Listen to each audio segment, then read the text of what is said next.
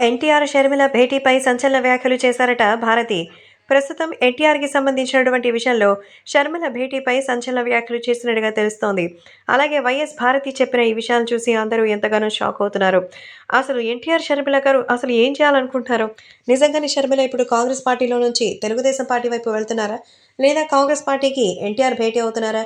ఎందుకంటే కాంగ్రెస్‌కి సంబంధించిన విషయంలో ఇప్పుడు షర్మిల వెళ్లి కొద్ది రోజులే అవుతోంది. అంతేకాకుండా జూనియర్ ఎన్టీఆర్ తెలుగుదేశం పార్టీ నుంచి షిఫ్ట్ అవుతారనేటువంటి ఛాన్స్ కూడా మరి కనిపించడం లేదు.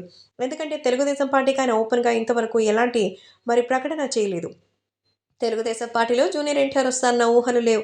అయితే ఇప్పుడు ఎన్టీఆర్, షర్మిలకి సంబంధించిన విషయం గురించి వైఎస్ భారతి మాట్లాడుతూ, జూనియర్ ఎన్టీఆర్, షర్మిల గారు ఇద్దరు కూడా ఒకటే. ఎందుకంటే తెలుగుదేశం పార్టీలోకి ఆయన వెళ్ళడం ఆయనకి ఇష్టం లేదు. అలాగే షర్మిల గారు కూడా.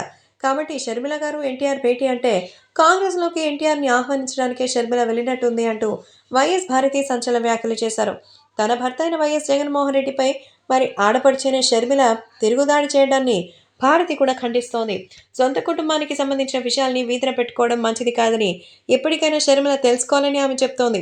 మరి ఆమెకు ఏ రకమైన ఇబ్బంది కలిగించారో, సొంత చెల్లి తన కోసం విస్తృతంగా ప్రచారం చేసి అధికారంలోకి రావడానికి కారణమైనందుకు ఆమె అడిగిన పదవికి ఇవ్వడానికో, లేదా ఆస్తిలో వాటా ఇవ్వడానికో ఏ సమస్య వచ్చిందో తెలియదు కానీ జగన్మోహన్ రెడ్డిపై అయితే ఫుల్ గుర్రుగా ఉంది షర్మిల. అందుకే ఇప్పుడు ఏకంగా ఏపీలోనే తన అన్నయ్య అయినటువంటి జగన్మోహన్ రెడ్డిపై వారు ప్రకటించి కాంగ్రెస్ పార్టీ నుంచి విమర్శలు కురిపిస్తున్న సంగతి తెలిసిందే.